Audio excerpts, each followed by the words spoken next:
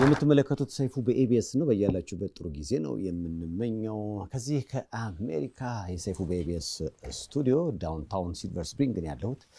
እዚህ በነበረኝ ቆይታ እንግዲህ በተለይ እዚህም አሜሪካ አዲስ አበባም አሁን ጊዜው የአይቲ ነውና ለወጣቶች ስልጠና የሚሰጥ ስመጥር ተቋም አለ ሲባል የዛን መስራች አሌክስን ፈለግ አድርጌ ያገኘሁት። ባካችሁ ለቢማንዳ ሶሉሽን ኢትዮጵያና አሜሪካ መስራች ለአሌክስ አቀባበል ግን በጣም አሌክስ እንዴት ነው? እግዚአብሔር ይመስገን። ሰላም ነው? ደህና እግዚአብሔር ይመስገን። አለን ይመስገን አምላክ። ቢማንዳ ከተመሰረተ 13 14 ዓመት 13 ዓመት ያ አሁን ጊዜው የሳይበር ነው። አዎ እውነት ነው። የወጣቶች ምርጫ የሆነው ከዛ አንፃር ነው። እውነት ነው። አንተ እዚህ ሀገር ከመጣ ምን ያህል ጊዜ ሆነ? አንድ 16 ዓመት ሆነኝ መሰለኝ። ስትታይ ግን አንተ ራስህ 16 ዓመት ታዳጊ ነው የምትመስለው።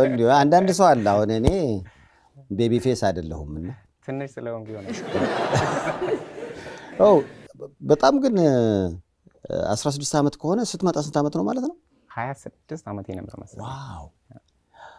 ስላንተ ወደ ኋላ ተመልሼ ስሰማ የህይወት በቃ የልጅነት ታሪኩ ራሱ የሚገርም ነው ብለውኛል። የት ነው የተወለድከው? ወደ ጉራጌ አካባቢ ወደ ወልቂጤ አንድ 3 ሰዓት ርቀት ያለ በጣም ገጠር ቆላ ወደ ቆላ እዛ አካባቢ ነው ተወልጄ ያደግኩት። ምንድብር ሃይ ስኩል ይባላል። ሃይ ስኩል ደግሞ የተማርኩት በጣም ፌመስ በጣም አሪፍ ትምህርት ቤት ነው እዛ። ያ ከጠንክር ጋር ካሁን በፊት ቆይታ ነበር።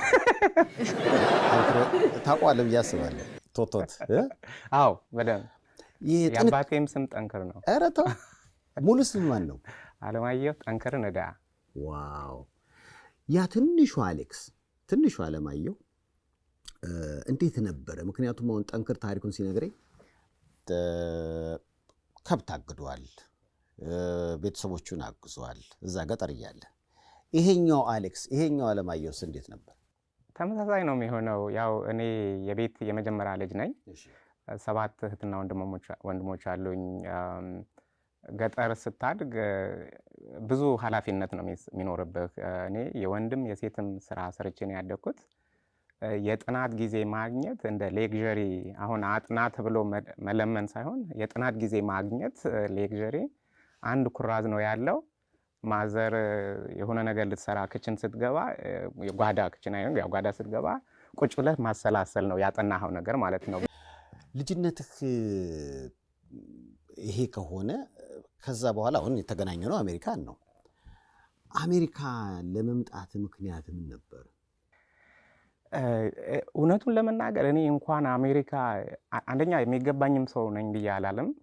እንኳን አሜሪካ አዲስ አበባ እንኳን አልሜ አላውቅም። በቃ አባቴ ትልቅ ስራ ሰራ ብዬ የምለው በጣም ትምህርት ይወድ ነበር። እሱ እስከ 9ኛ ክፍል ተምሯል። በጣም ጎበዝ ተማሪ እንደነበረ ይነገራል። እኔም እስከ 7ኛ እስክደርስ ድረስ ማትስ ሁሉ ነገር የሰራሁትን ቼክ የሚያደርገው እሱ ነበረ። አንደኛ መውጣት በቂ አይደለም፣ በቃ መድፈን ነው። 9 ከ10 ከመጣሁ በጣም ነበረ የሚበሳጨው።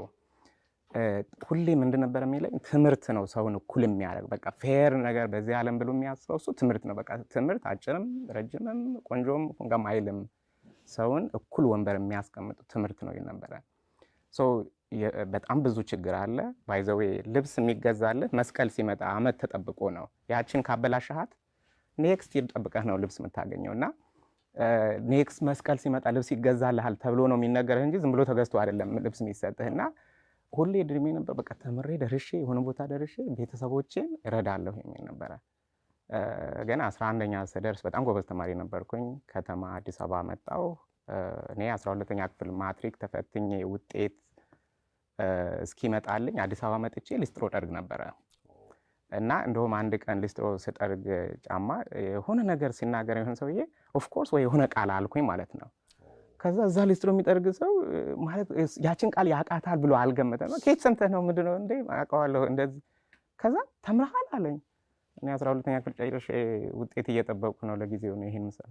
ቤቴ ካልወሰድኩ ከልጆቼን ካላስተዋወቅ ዩኒቨርሲቲ ራሱ ከገባ በኋላ መጥተህ ጠይቅ ሁሌ እየደወለ የደወል የሚያስጠርገው ሰውዬ ማለት ነው። አዎ ከዛ በቃ ጓደኛ አደረገኝ። በጣም ገርሞት ማለት ነውና ሰው እንዴት ወደዚህ መጣህ ለሚለው አንድ ድሪም የነበረ መማር በጣም እወዳለሁና ውጭ የሆነ ብቻ ማስተርሴን መስራት የሆነ ውጭ ሀገር ሄጄ ማስተርሴን ሰርቼ እመጣለሁና ብዙ ጊዜ እንደውም መጻጻፈው አውስትራሊያ ካሉ እንደዚህ ካምፓኒ ጋር ነበርና ትምህርት ቤቶች ጋር ነበረ። በአጋጣሚ ይሄ ማራሽ የሚባል እዚህ ሀገር የመጣሁበት ትምህርት ቤት ጓደኞቼም ሄደው ስለነበረ ያንን ሲሞከር ኢቭን እዚህ ስመጣ ራሱ ተምሬ ማስተርሴን ይዤ እመለሳለሁ ነው እና ያው ህይወት በሌላ መንገድ ነው። እዚሁ መጣሁ ተማርኩ ባለ ትዳር ያዝኩኝ ይዋለው ማለት ነው። እንግዲህ አሁን ብዙ ጊዜ ያው ከትንሽ ነገር ተነስቶ አሁን ሊስትሮ ለሚሰራ ሰው በቃ ህይወት እዚህ ጋር ያበቃም ተስፋ አለኝ እንዲል ማሳያ አንተ ነህ። ለምሳሌ ጠንክርን ቃለ መጠይቅ ያደረኩለት ጊዜ ይሄንን ነው። በቃ ሰው ልጅ ጠንክሮ ከሰራ ዝቅተኛ የሚባሉ ስራዎችን ሰርቶ ትልቅ ደረጃ ላይ ሊደርስ እንደሚችል ማሳያ ነው። አሁን ስላንተም ሰማ ተመሳሳይ ነውና ይሄን ፕሮግራም ለሚመለከቱ ነገም ጥሩ ቀን አለ ብለው ለሚያስቡ ምሳሌ ነው ብዬ አስባለሁና እንግዲህ የትላንትናው ሊስትሮ የትላንትናው የከብት እረኝነት ላይ ነበረ።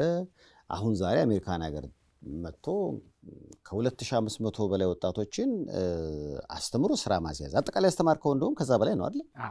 አዎ። እንዴት ወደ አይቲዩ ላይ ያዘነበልክ? እኔ ቅድም እንዳልኩ ሃይ ስኩል ስደርስ ጀምሮ ያው ከቤተሰብ ርቀህ ነው ተከራይተህ የምትኖረው። አዲስ አበባ ዩኒቨርሲቲ በፋይናንስ ነው የጨረስኩት። እዚህ ሀገርም ማስተርሴን ልሰራ የመጣሁት በአካውንቲንግ እና ኤምቢኤ የሚባለው በዛ በፋይናንስ ነው። እሱን እየሰራሁ ሲፒኤ የሚባል ደግሞ በጣም እዚህ ሀገር ልክ ኤሲሲኤ እንደሚባለው ኢትዮጵያ ሲፒኤ የሚባለው እዛው ዩኒቨርሲቲ ሆኜ እሱንም ጨረስኩኝ። 2008 ነበር የመጣሁት። 2009 ማለት እዚህ ሀገር በጣም ኢኮኖሚው ክራሽ ያደረገበት ጊዜ ነበርና ተቀጥረህ የምትሰራበት ደሞዝ በዛ በፋይናንስ ላይክ የትምህርት ቤት ዕዳ ከፍለህ የቤት ኪራይ ከፍለህ ምንም ነገር የለም ማለት ነውና እኔ ሁሌ በቃ በጣም አምቢሽየስ ነኝ።